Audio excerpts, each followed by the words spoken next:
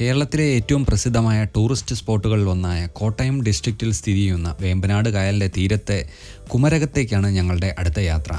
ഞങ്ങളിപ്പോൾ ഏതാണ്ട് കുമരകം എത്താറായി. ദേശീയപാതയുടെ പണി നടക്കുന്നതുകൊണ്ട് നമ്മൾ NH തൊടാതെ ട്രിവാൻഡ്രം, കിളിമാനൂർ, കൊട്ടാരക്കര, ചിങ്ങവനം വഴിയാണ് വന്നത്. കുമരകം എത്താറായപ്പോൾ റോഡിൻ്റെ വലിപ്പമെല്ലാം കുറയാൻ തുടങ്ങി കേട്ടോ. അതുപോലെ തന്നെ ഇപ്പോൾ ഒരുപാട് വയലുകളും പാടങ്ങളും ഒക്കെ കാണാൻ തുടങ്ങി. ഞങ്ങൾ ഈ യാത്ര കഴിഞ്ഞ വീക്കിലേക്ക് പ്ലാൻ ചെയ്തതാണ്. പക്ഷേ അന്ന് വളരെ തിരക്കായത് കാരണവും അവധിയെല്ലാം ഉള്ളതുകൊണ്ട് വളരെ തിരക്കായത് കാരണം റൂമൊന്നും കിട്ടാത്തതുകൊണ്ട് ക്യാൻസൽ ചെയ്യുകയായിരുന്നു. ഞങ്ങൾ വരുന്ന വഴിക്ക് തന്നെ കുമരകം ടൗണിനടുത്ത് സ്ഥിതി ചെയ്യുന്ന തറവാട് ഫാമിലി റെസ്റ്റോറൻറ്റിൽ കയറി ഫുഡ് കഴിക്കാൻ. വരുന്ന വഴിക്ക് അധികം ഓപ്ഷൻസ് ഒന്നുമില്ല ഫാമിലിയായിട്ട് ഫുഡ് കഴിക്കുന്നതിന് വേണ്ടി. ഇവിടെ ആകുമ്പോൾ പാർക്കിങ്ങിന് പ്രോബ്ലം ഇല്ല. അധികം തിരക്കായിട്ടില്ല, പക്ഷേ വലിയ വൃത്തിയൊന്നും പ്രതീക്ഷിക്കരുത് കേട്ടോ. അത്യാവശ്യം ഫുഡ് കഴിക്കാൻ പറ്റിയ സ്ഥലം എത്രയേ ഉള്ളൂ. മെനു അധികവും ഫിഷ് ഐറ്റംസാണ്. റേറ്റ് എല്ലാം പതിപോലെ തന്നെ. കരിമീൻ പൊള്ളിച്ചതും ഊണും കൊഞ്ച് വറുത്തതും എല്ലാം പറഞ്ഞു ഞങ്ങളങ്ങനെ ഉച്ചയ്ക്ക് വിശാലമായിട്ട് ഫുഡ് കഴിച്ചു. ഇന്നിപ്പോൾ Gargi village home stay book ചെയ്തിട്ടുണ്ട് 2 നൈറ്റിന് വേണ്ടി. ഞങ്ങൾ ആദ്യമായാണ് കുമരകം ഭാഗത്തേക്ക് യാത്ര പോകുന്നത്. ആലപ്പുഴ ഒരുപാട് തവണ പോയിട്ടുണ്ടെങ്കിലും ഇവിടേക്ക് ഇതുവരെയും യാത്ര ചെയ്തിട്ടില്ല. സ്റ്റേ ഓപ്ഷൻസ് എല്ലാം നമ്മൾ എപ്പോഴും നോക്കുമ്പോഴും വളരെയധികം കുറവാണ്. അതുപോലെ തന്നെ എല്ലാം എക്സ്പെൻസീവാണ്. എല്ലാം ലക്ഷറിയസ് റിസോർട്ടുകളാണ് കാണുന്നത്. അതുകൊണ്ടാണ് മെയിനായിട്ട് കുമരകം നമ്മൾ നോക്കാത്തത്. ആലപ്പുഴ ഒരുപാട് സ്റ്റേ ഓപ്ഷൻസ് ഉണ്ട്. മെയിൻ റോഡിൽ നിന്ന് അകത്തേക്ക് കയറിയപ്പോൾ റോഡ് നന്നായി ചെറുതായി കേട്ടോ. വേറെ വണ്ടി വന്നാൽ പെട്ടു. ഒരു വശത്ത് കായലാണ്, മറുവശം വീടുകളും ക്ഷേത്രങ്ങളും ഒക്കെ ഉണ്ട്. ഇടയ്ക്കിടയ്ക്ക് ഹൗസ് ബോട്ടുകൾ നിർത്തിയിട്ടിരിക്കുന്നത് കാണാം. ഒരു കാറിന് പോകാനുള്ള സ്ഥലമേ റോഡിന് ഉള്ളൂ എങ്കിലും ഇടയ്ക്കിടയ്ക്ക് വണ്ടി ഒതുക്കി ഓപ്പോസിറ്റ് വരുന്ന വണ്ടി കടത്തിവിടാനുള്ള സ്ഥലമൊക്കെ ഉണ്ട്. പക്ഷേ ഒതുക്കുമ്പോൾ നോക്കിയും കണ്ട് ചെയ്തില്ലെങ്കിൽ കാറ് നേരെ കായലിലേക്ക് പോകും കേട്ടോ. വിസ്തൃതി വെച്ച് നോക്കുമ്പോൾ കേരളത്തിലെ ഏറ്റവും വലിയ കായലാണ് വേമ്പനാട്ട് കായൽ. ഇവിടുത്തുകാരുടെ ജീവിതം എല്ലാം ഈ കായലുമായിട്ട് ബന്ധപ്പെട്ട് കിടക്കുകയാണ്. 300ഓളം ഹൗസ് ബോട്ട് ഇവിടെ സർവീസ് നടത്തുന്നുണ്ട്. അതിൻ്റെ കൂടെ മീൻ പിടുത്തവും കൃഷിയുമാണ് ഈ കുമരകത്തിൻ്റെ മെയിൻ ഇൻകം സോഴ്സ്.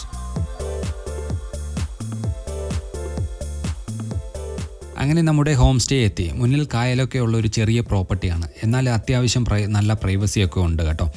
കെയർടേക്കർ ഒരു ലേഡിയാണ്. ഇതിനോട് ചേർന്നുള്ള ഒരു പ്രോപ്പർട്ടിയിലാണ് അവരും താമസിക്കുന്നത് എന്ന് പറഞ്ഞു. റിസോർട്ടും പരിസരവും എല്ലാം നന്നായി മെയിൻറ്റെയിൻ ചെയ്തിരിക്കുന്നു. ഗ്രാമീണ അന്തരീക്ഷം, പൊടിയും പുകയും ഒന്നുമില്ല. പാർക്കിംഗ് സ്പേസ് ഒക്കെ ഉണ്ട്. പുറത്ത് തന്നെ ഒരു ഡൈനിങ് സ്പേസ് എല്ലാം സെറ്റ് ചെയ്തിരിക്കുന്നു. ഇന്ന് അധികം ബുക്കിംഗ് ഇല്ല എന്ന് തോന്നുന്നു. ഒരു ഫോറിൻ കപ്പിളിനെ മാത്രമേ ഞാൻ കണ്ടുള്ളൂ. എല്ലാം കൊണ്ടും ഹോം സ്റ്റേ കൊള്ളാം. റൂമിനകത്ത് കയറിയാൽ സോഫയും കസേരയും കബോർഡും ഒക്കെ ഉണ്ട്. ഡബിൾ ബെഡ് ആണെങ്കിലും നമ്മൾക്ക് എല്ലാവർക്കും കൂടി കിടക്കാൻ പറ്റുമെന്ന് തോന്നുന്നില്ല. അതുകൊണ്ട് തന്നെ ഒരു എക്സ്ട്രാ ബെഡ് കൂടി റിക്വസ്റ്റ് ചെയ്യണം. റൂമെല്ലാം കൊള്ളാം. ബാത്റൂം എല്ലാം നല്ല വൃത്തിയുണ്ട്. അപ്പോൾ അക്കോമഡേഷൻ എക്സ്പെക്റ്റഡ് പോലെ ഓക്കെയാണ്. റിസോർട്ടിൻ്റെ പരിസരവും നന്നായിട്ട് മെയിൻറ്റെയിൻ ചെയ്തിട്ടുണ്ട്. ഊഞ്ഞാലും ഡൈനിങ് സ്പേസും എല്ലാം ഉണ്ട്.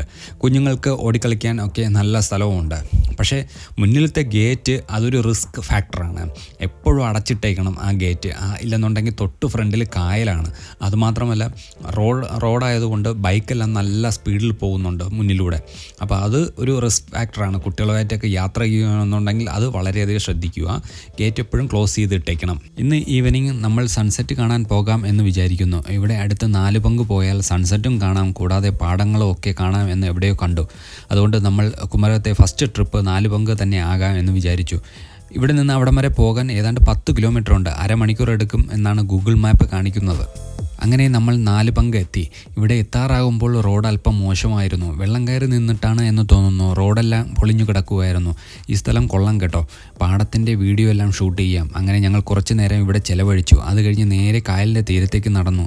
ഒറ്റ നോട്ടത്തിൽ നല്ല സ്ഥലം. കുറച്ച് കപ്പിൾസും കുറച്ച് സ്റ്റുഡൻസിനെയും മാത്രമേ കാണുന്നുള്ളൂ. കായലും അസ്തമിക്കാൻ പോകുന്ന സൂര്യനും എല്ലാം കൂടി നല്ല കളർഫുള്ളായിട്ടുള്ള ഒരു ഈവനിങ് നൽകുന്നു. സൈഡ് വാളൊന്നും ഇല്ലാത്തതുകൊണ്ട് ഫാമിലി കിഡ്സൊക്കെ ആയി വരുവാണെങ്കിൽ വളരെയധികം സൂക്ഷിക്കണം കേട്ടോ. കുട്ടികൾ കൈവിട്ട് ഓടിയാൽ നേരെ വെള്ളത്തിലേക്ക് വീഴും. മാത്രമല്ല നല്ല ആഴവും ഉണ്ട്. അധികം ആൾക്കാരൊന്നും അടുത്തൊന്നും ഇല്ല. ഞങ്ങൾ നടന്ന് കൈവരി ഒന്നും ഇല്ലാത്ത ഭാഗത്തേക്ക് വന്നു നിന്നു. ഇളം കാറ്റ്, കായലിൻ്റെ മനോഹാരിത, അസ്തമന സൂര്യൻ വാരി വിതറുന്ന പല നിറത്തിലുള്ള വർണ്ണങ്ങൾ എല്ലാം കൊണ്ട് അതിമനോഹരം എന്ന് പറയാനേ പറ്റുള്ളൂ ഈ സ്ഥലം. ഞങ്ങൾ നോക്കിയപ്പോൾ ചെറിയ വള്ളങ്ങളെല്ലാം ഇവിടെ അടുപ്പിച്ച് ഫിഷ്, ഗ്രോസറീസ്, വെജിറ്റബിൾസ് എല്ലാം കയറ്റിക്കൊണ്ട് പോകുന്നുണ്ട്. പുറം കായലിൽ നിർത്തിയിട്ടിരിക്കുന്ന ഹൗസ് ബോട്ടിലേക്കാണ് എല്ലാം കയറ്റി പോകുന്നത്. കുറച്ച് നേരം നമ്മളിവിടെ നിന്ന് നോക്കിയപ്പോൾ കുറച്ച് ആൾക്കാർ ഇവിടെ ചൂണ്ടയിടുന്നുണ്ട്. അധികം ടൂറിസ്റ്റുകളൊന്നുമില്ല കേട്ടോ. എന്തായാലും കൊള്ളാം, നല്ല സ്ഥലം. പക്ഷേ കുറച്ച് നേരം നിന്നപ്പോൾ എനിക്കിവിടെ ഒരു ഇൻസെക്യൂരിറ്റി ഫീൽ ഉണ്ടായി എന്നത് സത്യം തന്നെയാണ്.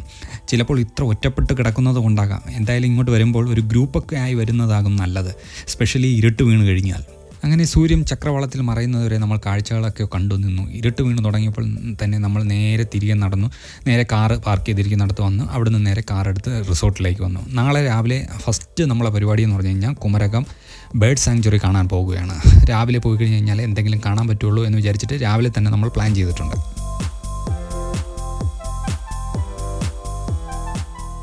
രാവിലെ തന്നെ തിരിക്കണം എന്ന് വിചാരിച്ചതാണ്. പക്ഷേ റെഡി ആയപ്പോൾ അല്പം ലേറ്റായി പോയി. എന്നാലും സമയം 7:30 ആയി വരുന്നതേ ഉള്ളൂ. കായലിൻ്റെ തീരത്തു കൂടിയുള്ള യാത്ര അതിമനോഹരം കേട്ടോ. രാവിലെ തന്നെ നല്ല നല്ല കാഴ്ചകളാണ്. എന്തായാലും കുമരകം എനിക്ക് നന്നായിട്ട് ഇഷ്ടപ്പെട്ടു. നമ്മൾ താമസിക്കുന്ന ഗാർഗി ഹോം സ്റ്റേയിൽ നിന്ന് 2-3 കിലോമീറ്റർ മാത്രമേ ഈ കുമരകം ബേർഡ് സാങ്ച്വറിയിലോട്ട് വരാനുള്ളൂ. അതുകൊണ്ട് തന്നെ നമ്മൾ പെട്ടെന്ന് ഇവിടെ എത്തി. ബേർഡ് സാങ്ച്വറിയുടെ ഗേറ്റിൽ തന്നെ ഒരു സെക്യൂരിറ്റി ഗേറ്റ് ഉണ്ട്. അവിടെ അവരെ കയ്യിൽ നിന്ന് തന്നെ നമുക്ക് ടിക്കറ്റ് എടുക്കാം. മുതിർന്നവർക്ക് 100 കുട്ടികൾക്ക് 50 ആണ് എന്ന് തോന്നുന്നു ടിക്കറ്റ് ചാർജ്. പിന്നെ കാറിലാണ് വരുന്നതെങ്കിൽ അതിന് കാറിനും അതിൻ്റേതായ പാർക്കിംഗ് ഫീയും അങ്ങനെയുള്ള കാര്യങ്ങളൊക്കെ ഉണ്ട്. നമ്മൾ ടിക്കറ്റ് എടുത്ത് അകത്തേക്ക് പ്രവേശിച്ചു. പാർക്കിംഗ് ഏരിയ അകത്തുണ്ട് എന്നാണ് സെക്യൂരിറ്റി പറഞ്ഞത്. പക്ഷേ പ്രത്യേകിച്ച് പാർക്കിംഗ് സ്ഥലമൊന്നും ഇല്ല. പകരം നമുക്ക് റോഡിൻ്റെ വശങ്ങളിൽ ഇഷ്ടംപോലെ സ്ഥലമുണ്ട്. അവിടെ നമുക്ക് പാർക്ക് ചെയ്യാം. അതുപോലെ തന്നെ വണ്ടി പാർക്ക് ചെയ്ത് വെച്ചിരിക്കുന്നതിന് അവിടെ തന്നെ ഒരു ബോർഡ് വെച്ചിട്ടുണ്ട്. വണ്ടി പാർക്ക് ചെയ്യണതിന് അടുപ്പിച്ചിട്ട് തന്നെ ഒരു ബോർഡ് വെച്ചിട്ടുണ്ട്, ബേർഡ് സാങ്ച്വറി എൻട്രൻസ് എന്ന് പറഞ്ഞിട്ട്. നമുക്ക് അതുവഴി അകത്തോട്ട് കയറുകയും ചെയ്യാം.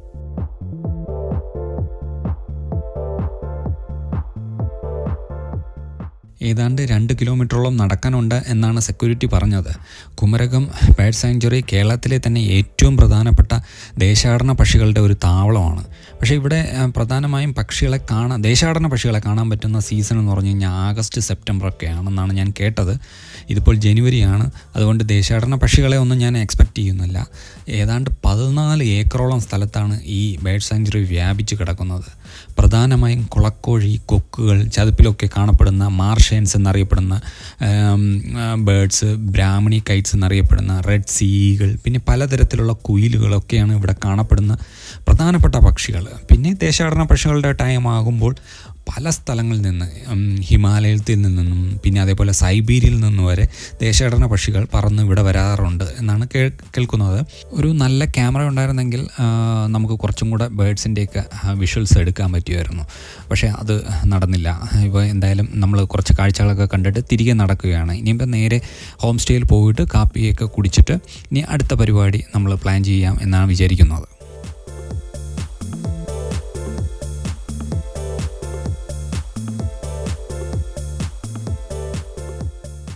ഞങ്ങൾ താമസിക്കുന്ന ഹോം സ്റ്റേയിൽ നിന്ന് തന്നെ ഒരു ഷിക്കാർ ഹൗസ് ബോട്ട് അറേഞ്ച് ചെയ്ത് തന്നു. 4 മണിക്കൂറിന് 4000 ചാർജ് പറഞ്ഞത്.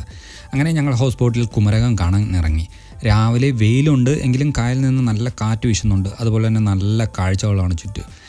ഇവിടെ ഫുള്ള് ലക്ഷറി റിസോർട്ടുകളാണ് കേട്ടോ. കോക്കനട്ട് ലഗൂൺ, പിന്നെ അതുപോലെ തന്നെ ഒരുപാട് കുമരകം ബീച്ച് റിസോർട്ട്, അങ്ങനെ ഒരുപാട് റിസോർട്ടുകളുണ്ട്. എല്ലായിടത്തും ഒരുപാട് ഫോറിനേഴ്സിനെയും കാണാം. നമ്മളൊരു ചെറിയ കനാൽ പോലെയുള്ള ഭാഗത്തുനിന്ന് ഓടുകയാണ് പോകുന്നത്. എന്നിട്ട് ഇവിടുന്ന് നേരെ പോയിട്ട് വലിയ കായലിലോട്ട് ചെന്ന് ഇറങ്ങുകയാണ്.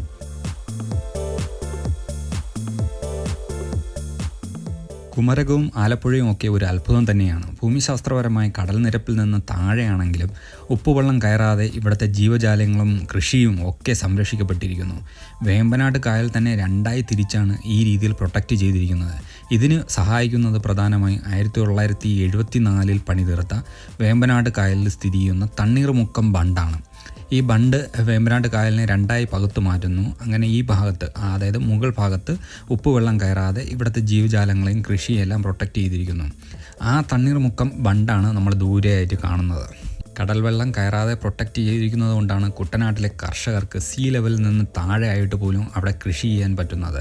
അതുപോലെ തന്നെ ഈ ഇത്രയും ഹൗസ് ബോട്ടും ഇങ്ങനെയുള്ള കാര്യങ്ങളെല്ലാം ഇവിടെ വർക്ക് ചെയ്തുകൊണ്ടും അതിനെല്ലാം ഓപ്പറേറ്റ് ചെയ്യുന്നതുകൊണ്ട് അതിൻ്റെ വേസ്റ്റ് എല്ലാം തള്ളിയിട്ട് ഈ കായലിൻ്റെ ഭാഗങ്ങളും അതുപോലെ തന്നെ കായലിനോട് ചേർന്നിട്ടുള്ള കരയുടെ ഭാഗങ്ങളെല്ലാം കുറച്ച് മലിനമാകുന്നുണ്ട്. അതൊരു എക്കോളജിക്കൽ പ്രോബ്ലം സൃഷ്ടിക്കുന്നുണ്ട്. അങ്ങനെ ഉച്ചയോടുകൂടി നമ്മൾ ഏതാണ്ട് ഒരു ഭാഗത്തേക്ക് എത്തി. അവിടെ ഒരു ചെറിയ ഒരു വീട്ടിൽ ഒരു റെസ്റ്റോറൻറ്റ് പോലെ സെറ്റ് ചെയ്തിട്ടുണ്ട്. അപ്പോൾ നമ്മൾ ഇവിടുന്ന് ആഹാരം കഴിക്കാം, ലഞ്ച് നമ്മളെ ഇവിടെ ആകാം എന്ന് കരുതി നമ്മളിവിടെ ഇറങ്ങി. അപ്പോൾ എന്നിട്ട് നമ്മൾ ഫുഡ് ഓർഡർ ചെയ്തപ്പോഴത്തേക്ക് നല്ല നാടൻ റൈസും പിന്നെ കറികളും, അതുപോലെ തന്നെ കറികളെന്ന് പറഞ്ഞു കഴിഞ്ഞാൽ എല്ലാ കറികളും കുഞ്ഞു കുഞ്ഞു കറികളാണെങ്കിൽ പോലും നല്ല ടേസ്റ്റാണ്. അതേപോലെ തന്നെ കരിമീൻ പൊള്ളിച്ചതും പിന്നെ പരൽമീൻ വറുത്തതും എല്ലാം കിട്ടി. വളരെ സുഭിക്ഷമായിട്ടുള്ള ഊണായിരുന്നു ഉച്ചയ്ക്ക്. വളരെ എൻജോയ് ചെയ്ത് നമ്മൾ കഴിച്ചു. അങ്ങനെ നമ്മുടെ കുമരകം യാത്ര വൈൻഡപ്പ് ചെയ്യാനുള്ള സമയമായിരിക്കുന്നു. അപ്പോൾ ഇന്നലെ നമ്മൾ രാവിലെ ട്രിവാൻഡ്രത്ത് നിന്ന് തിരിച്ചു.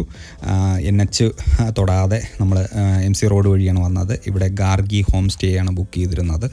ഗാർഗി ഹോം സ്റ്റേയിൽ വന്ന് നമ്മളൊന്ന് ഫ്രഷൊക്കെ ആയിട്ട് 4 പങ്ക് പോയി അവിടെ അസ്തമനമെല്ലാം കണ്ടു. അത് കഴിഞ്ഞിട്ട് അവിടെ തൊട്ടടുത്തുണ്ടായിരുന്ന വയലുകളും എല്ലാം പാടങ്ങളും എല്ലാം കണ്ടു, വീഡിയോ ഒക്കെ എടുത്തു. അത് കഴിഞ്ഞ് തിരിച്ച് റൂമിൽ വന്ന് റെസ്റ്റ് എടുത്തു. പിന്നെ അത് കഴിഞ്ഞ് ഇന്ന് രാവിലെ നമ്മൾ അതിരാവിലെ എണീറ്റ് നേരെ കുമരകം ബേർഡ് സാങ്ച്വറിയിൽ പോയി. കുമരകം ബേർഡ് സാങ്ച്വറിയിൽ സീസൺ അല്ലാത്തതുകൊണ്ട്, അതായത് ഈ ദേശാടന പക്ഷികളുടെ സീസൺ അല്ലാത്തതുകൊണ്ട് നമുക്ക് അധികം കാഴ്ചകളൊന്നും കാണാൻ പറ്റിയില്ല, അധികം പക്ഷികളൊന്നും കാണാൻ പറ്റിയില്ല. എന്നാലും നമ്മൾ ഉള്ള സമയം നല്ല രീതിയിൽ എൻജോയ് ചെയ്തു. അത് കഴിഞ്ഞിട്ടാണ് നമ്മൾ ഗാർഗി ഹോം സ്റ്റേയിൽ തന്നെ പറഞ്ഞു ഒരു ഷിക്കാർ ബോട്ട് അറേഞ്ച് ചെയ്തു, ഹൗസ് ബോട്ട് അറേഞ്ച് ചെയ്തു. ഹൗസ് ബോട്ടിൽ നമ്മൾ വേമ്പനാട് കായൽ ഫുള്ള് കറങ്ങി ഇവിടെ നിന്ന് നാടൻ ഭക്ഷണമെല്ലാം കഴിച്ച് ഇനി നമ്മൾ നേരെ റിസോർട്ടിലോട്ട് തന്നെ തിരിച്ചു പോവുകയാണ്, ഹോം സ്റ്റേയിലോട്ട് തന്നെ തിരിച്ചു പോവുകയാണ്. അവിടെ പോയി ഇന്ന് രാത്രിയിലത്തേക്ക് നമ്മൾ ഫുഡെല്ലാം പറഞ്ഞിട്ടുണ്ട്. നല്ല ചപ്പാത്തിയും ഹോംലി ഫുഡ്, പിന്നെ അതേപോലെ താറാവ് കറിയൊക്കെയാണ് പറഞ്ഞിരിക്കുന്നത്. അതിൻ്റെ കൂടെ നമ്മളെ ഷിക്കാർ ബോട്ടിൻ്റെ ഡ്രൈവർ തന്നെ കുറച്ച് കള്ളൊക്കെ അറേഞ്ച് ചെയ്ത് തരാമെന്ന് പറഞ്ഞിട്ടുണ്ട്, ഫ്രഷ് കള്ളൊക്കെ അറേഞ്ച് ചെയ്ത് തരാമെന്ന് പറഞ്ഞിട്ടുണ്ട്. അങ്ങനെ അതെല്ലാം കഴിച്ച് നമ്മൾ ഇന്ന് കിടന്ന് ഉറങ്ങിയിട്ട് നാളെ അതിരാവിലെ എണീറ്റ് നേരെ ട്രിവാൻഡ്രത്തേക്ക് പോകുന്നു. അപ്പോൾ അങ്ങനെ നമ്മളെ കുമരകം യാത്ര ഇവിടെ തീരുകയാണ്. ഇനി അടുത്തൊരു വീഡിയോ ആയിട്ട് വീണ്ടും കാണാം. അതുവരേക്കും ബൈ ബൈ.